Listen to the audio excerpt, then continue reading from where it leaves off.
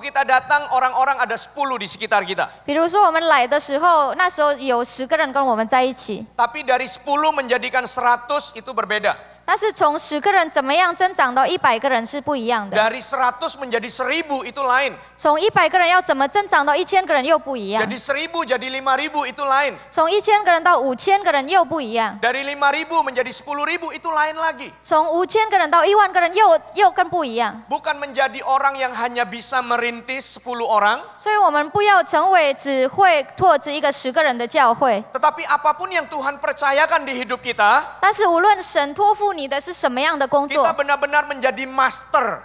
你真的是成为一个 master， 一个专业的， Kita jadi ahli di dalam mengembangkannya. 你是非常专业的，怎么样来管理？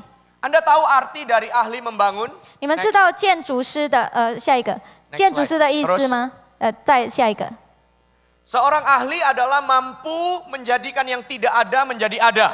非常厉害的建筑师是第一个，他使无变有。 Kalau Anda ingin bangun sebuah rumah, Anda tanya seorang yang ahli bangunan, 如果你真的是非常厉害的建筑师， maka dia dari lahan kosong dia akan bangun sebuah rumah seperti apa yang kita impikan. 他可以从一个非常空旷的地，可以建筑成我们所梦想的一个。 Kita bilang mau ini area ini kamarnya ada 3, ruang tamunya di bawah. 我们说我们要在这里有3个房间，客厅在地下，然后 Lalu dia bisa gambar untuk menjadikan apa yang ada di benak kita. 然后他可以把我们所构想的把它画起来， Dan dia bisa bangun jadi sebuah rumah yang mewah. 然后画出来之后，他可以把它建造出来，成为一个真正的家。 Seorang ahli juga 一个专业的人， dari yang ada 他也是使现有的 akan dijadikan besar. 成为一个大的。 Jadi saya ulangi, dari yang tidak ada jadi ada, 所以第一个是从没有到有， dari yang ada dijadikannya indah. 然后从有的变成很完美的。 Nah, Anda lihat di dalam Lukas pasal yang ke-14, 我们一起来看路加福音14章 ayat yang ke-29. 第29节， Firman Tuhan berkata, 神的话语这样说：恐怕安了地基不能成功，看见的人都笑话他，说这个人开了工却不能完工。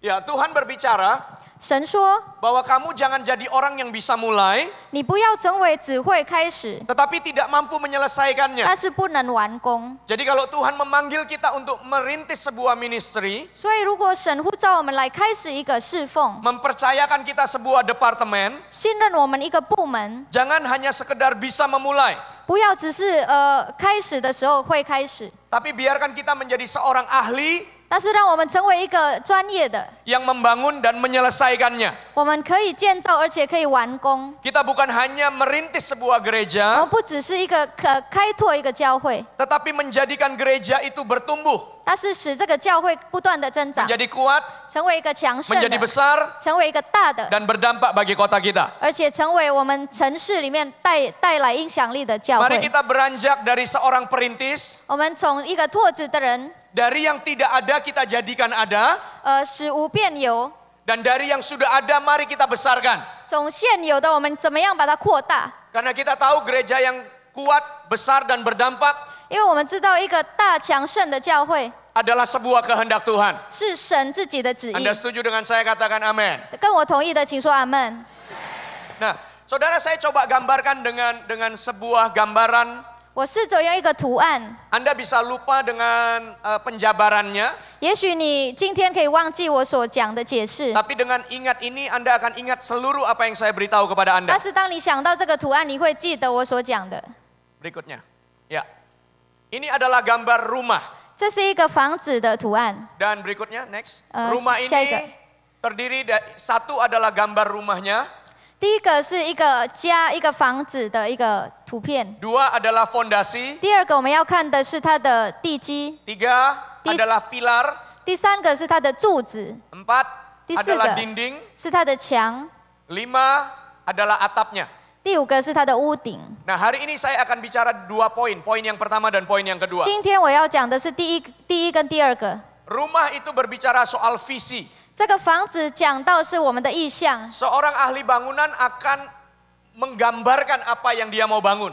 一个建筑师要会画出来他要的的房子。 Dan yang kedua adalah fondasinya. 第二个是地基， Seberapa besar rumah yang dia bangun tergantung dari fondasinya. 他要建造多大的房子，要看他的根基有多大。 Dan yang ketiga adalah pilar yang menahan semua bangunan itu. 第三个是要拖住这个房子的柱子， Dan yang keempat adalah tembok yang menutupi setiap sisi. 而第四个是要遮盖每一个层面的墙， Dan yang kelima adalah atap yang menutupi rumah itu. 而第五个是要遮蔽这个房子的屋顶。 Jadi sebuah gereja yang bertumbuh, 所以一个增长的教会， sebuah pelayanan yang bertumbuh 一个增长的侍奉， akan dibangun dengan 5 poin ini. 有这五个项目来建造。 Yang pertama adalah visi. 第一个是意向， Anda lihat di dalam Lukas pasal yang ke-14, 我们刚刚看在路加福音14章 ayat yang ke-28. 28节。 你们哪一个要盖一座楼，不先坐下算计它花费，能盖成不能呢？ Ya, dari ayat ini 从这个经文， kita berpikir bahwa yang paling utama adalah menghitung. 我们可能想到，最主要的是计算， Karena sebelum kamu bangun, kamu harus duduk dan menghitung. 因为还没有建造之前，要先坐下来计算。 Tapi apa yang jauh lebih penting daripada menghitung? 但是比计算更重要的是什么呢？ Anda tidak bisa menghitung seberapa biaya yang dibutuhkan untuk membangun sebuah rumah.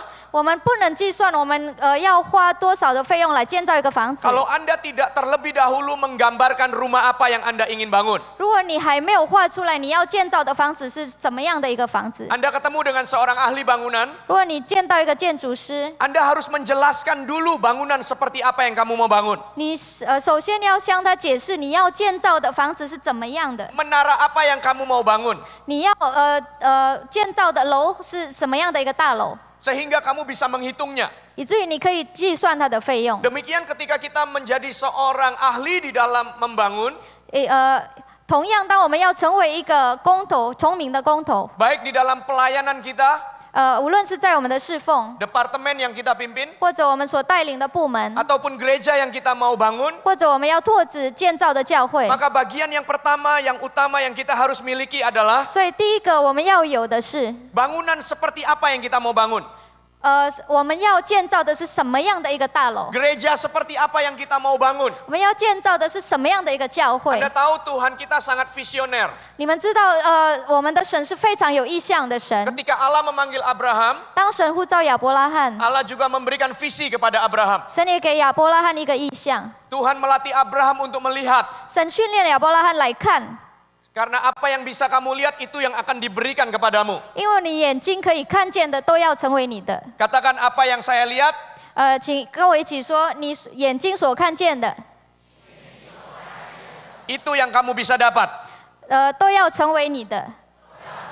Ulangi sekali lagi. 请再重复一次， Apa yang kamu bisa lihat, 你眼睛所看见的， itu yang Tuhan berikan bagimu. 那就是神要给你的。 Anda lihat, Anda ingat bagaimana Tuhan menuntun Nuh membuat kapal? 你们记得神怎么样来带领挪亚来建造方舟吗？ Dari ukurannya, berapa tingginya, 从它的尺寸一直到它的高度， lalu bahan dasarnya. 它的材料， Ada sebuah visi yang diberikan kepada Nuh. 神给挪亚一个意象。 Dan bagaimana ketika Musa memimpin bangsa Israel? 而当摩西带领以色列人呢， Musa bukan hanya mendapat perintah dari Tuhan, 摩西不只是领受一个命令， tapi dia kirimkan pengintai 但是摩西还差派窥探的人， dan tolong pulang ke sini dan beritahu saya bagaimana kotanya. 命令他们看那个城市，回来的时候要向他报告是什么样的一个城 Musa 市。 ingin memimpin bangsa Israel 摩西要带领以色列人， dengan sebuah tujuan yang jelas. 他是有一个非常清楚的目 Kamu 标， mau kemana? 你要去哪里？ Apa yang kamu bisa dapat? 你在那里可以得到什么 Apa？yang kita harus persiapkan? 我们要预备什么？ Apa yang kita hadapi? 我们要面对的是什么？ Sehingga seluruh jemaat 以至于全部的民众 bisa bergerak dengan arah yang sama 可以在同样的方向一起 dan 行动， mempersiapkan hal yang sama. 而预备同样的一个东西。 Dan begitu Musa digantikan oleh Yosua, 而摩西要换约书亚要代替摩西， apa yang Yosua lakukan? 约书亚做了什么？ Dia kirim pengintai. 他也差派了窥探的人， Dia sudah mengintai kota itu pada zamannya Musa. 其实，在摩西的时代， Yosua sudah. 约书亚自己已经窥探了那地。 Tetapi pada waktu dia memimpin jemaatnya, 但是当他自己来带领他的百姓， sekali